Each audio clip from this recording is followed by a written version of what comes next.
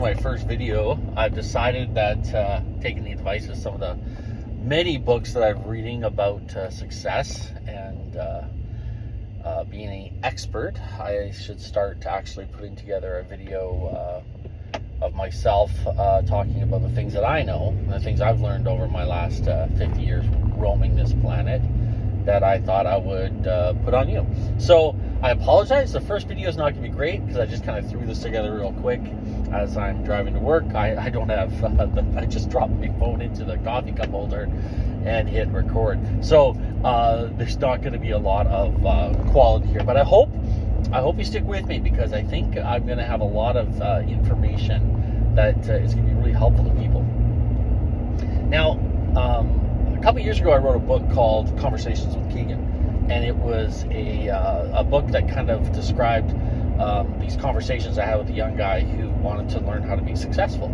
So I took some of the principles that I learned over my life, and I thought, well, if I was your age and I know what I know now, here are the things I would do. And I got a lot of slack for that. I got a lot of slack for that because people would say to me when I told them this is what I did, they would say, yeah, but you didn't do it. I never said I did, and I want to make that clear.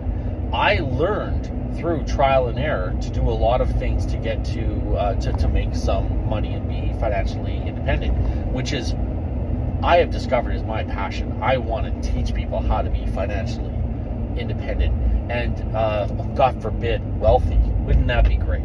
And I believe it's possible.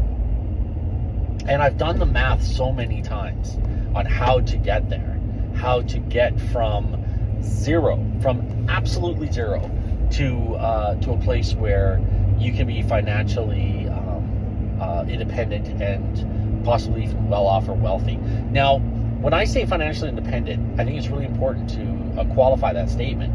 What I mean is you are in a position where you got some FU money. You've got the ability to do what you want, when you want, and with who you want. And I think that's really successful. That's what success is all about. Now, if you were to, if you need to go to work every day, regardless of how much you're making, if you have to keep going to that job every single day, then you're not financially independent because you're dependent on that job.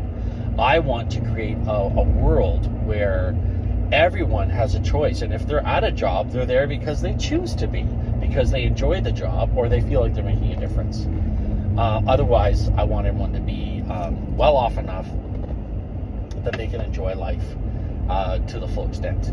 Now, how this is going to work, what I decided to do is basically just talk about some principles that, again, not all of them are ones that I learned to get to where I am today, and I don't know why people feel so upset when I give up these philosophies and these thoughts and these ideas. The reality is that this will work, and I've done the math enough times. I've worked on I've calculated these numbers, I've crunched them, and I've crunched them over and over and over again. They will work if someone is disciplined. And I think the first rule to becoming successful is you have to believe that it's possible. If you have been fed a lie that evil's money and the rich get richer, the poor get poorer, or you've been fed that all your life, you need to put that out of your mind and you need to believe that you can. It sounds so hippy-dippy when even as I'm saying it, I think, wow, it sounds such a cliche to say it. But the reality is that if you don't believe that you can become wealthy or rich, like absolutely rich, if you don't believe that, then you have no chance. Because if you don't believe it, then you won't actually put the work towards becoming wealthy because you'll think it's a waste of time. And if you're not putting the work there, there's no way to be disciplined. And if you're not disciplined, you're not going to be able to get to where you need to go to be financially independent. So, really important that the first rule is to believe that it's possible. And I'm here to tell you that it is possible. It's not easy. And that is one key that I have to tell people all the time. I am not saying this is easy. I am not saying it's a slam dunk. I'm not saying that it's for everybody, because everyone can't do it. because it takes discipline, but it's possible. And that's the number one thing. If you are somewhere right now working at a job that you are not happy with and you want to change your life, I want people to believe that if you really want to, if you really believe that you can do it, you can change your life. You can change your financial future. Is it hard? Yes. Because nobody slipped on a banana peel and got to stand on the podium at the Olympics. All right?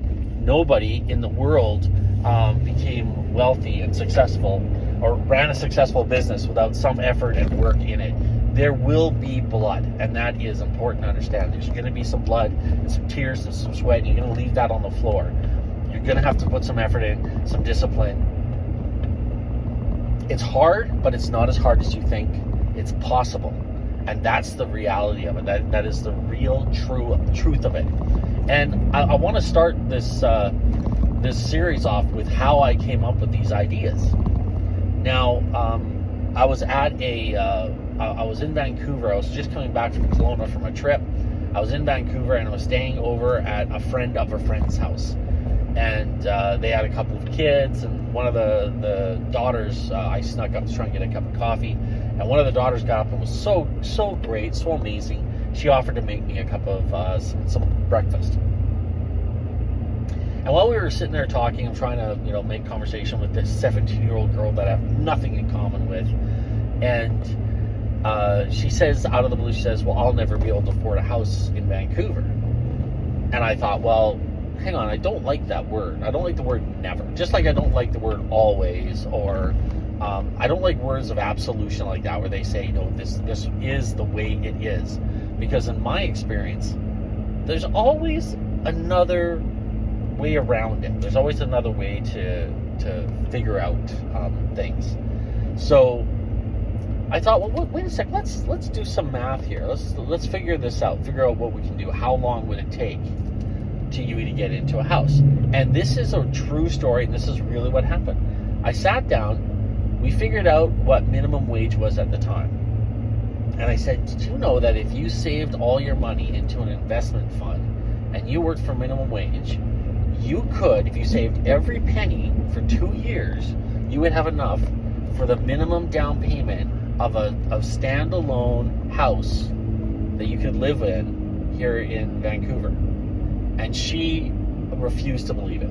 So then I took out the calculator and I took out a pencil and I kind of started figuring things out. And I said, if you live with your parents here and you kind of make an agreement with them that you will save all your money towards the down payment of a house, do you think they'd let you live here for free? Do you think they would pay for your food and your rent and everything else and just kind of help you? Of course they would. Most parents would.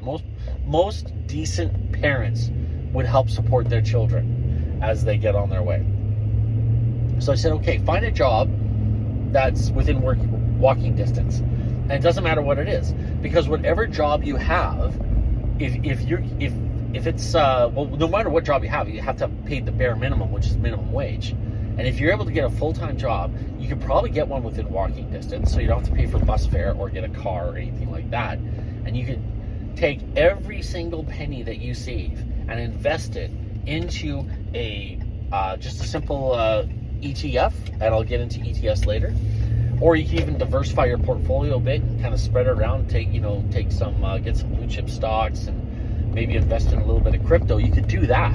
And if you were to do that, you would be able to save up the minimum down payment, which in British Columbia right now is 5%. You could do it. Now, I did this at a kitchen table. Hear that? I did this at the kitchen table with a pencil and a calculator and a piece of paper. I didn't have all the laws and information, the nuances and stuff like that in front of me. But the point is now we had enough for a down payment for a house. I said, well, there you go. There's your down payment for your house. Now, all you need to do is get a house that you can have that has a basement, and you can live in the basement and rent out the upstairs. And the rent for the upstairs would pay for the mortgage on the house, and therefore you're still living for free. Just like you were living with your parents, you were living for free. I mean, now you have to pay for food and probably a cell phone bill, but you are now in the market. And it's one of those things where I said, here is the possibilities. And someone said, as soon as I pointed out that there was the possibility of someone having I just got this new truck. It's really big, and I'm still having a tough time learning how to park it. I think I'm good. So now you've got a house. The rent is paying the mortgage. You're doing good. But like I said, when I told her this and I explained to her how this was going to work, and I said, all you need is to get 2 years of working without spending any money and saving every dime you got. The first word out of her mouth, the first word out of anyone's mouth is, well, that's impossible. And I'm here to tell you, it's not impossible. It's hard, and it takes discipline, but it's possible. It's possible to go 2 years without spending money, because I've heard of a lot of people that go to prison for 2 years and they don't spend any money. And there's lots of kids running around in the world and they don't spend any money. It is possible. The problem is that people, when they see the word 2 years and discipline and saving and not spending, they first think, I can't have any fun. The most fun I've ever had in my life has been without spending money. In fact, I would argue that a couple of months ago, about 6 months ago, I took a flight, and the flight was going to be like a 9-hour flight, so I decided to go upgrade to first class. And it felt really good to walk up to the counter and say, I want to upgrade my seat to first class. That was a good feeling. And I did that, and I paid for it. It was great. It did not provide me any real joy, and I got there at the same time. And the only thing was my seat was a little bigger, and I got to eat slightly nicer food. It really, but it didn't bring me any joy.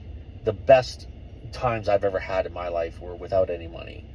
So it is possible to live 2 years without spending money. It is. You can read a book. You can watch television. Or you can convince your friends to buy you lunch when they take you out. It is possible. But that's the point, is it's about getting people in the headspace to believe that it's possible. If you can believe it's possible, then you can start on your path to becoming wealthy. So the first thing you need to do is believe it's possible. Anyways, folks, thanks so much for listening. Like I said, this is going to be an experiment. I want to, this is done on pure faith. This whole podcast idea is going to be done on 100% pure faith, because I read a book, and the book said you should be pumping out content every day. So I was trying to figure out where I could fit the time in to pump content out, because I'm a really busy guy.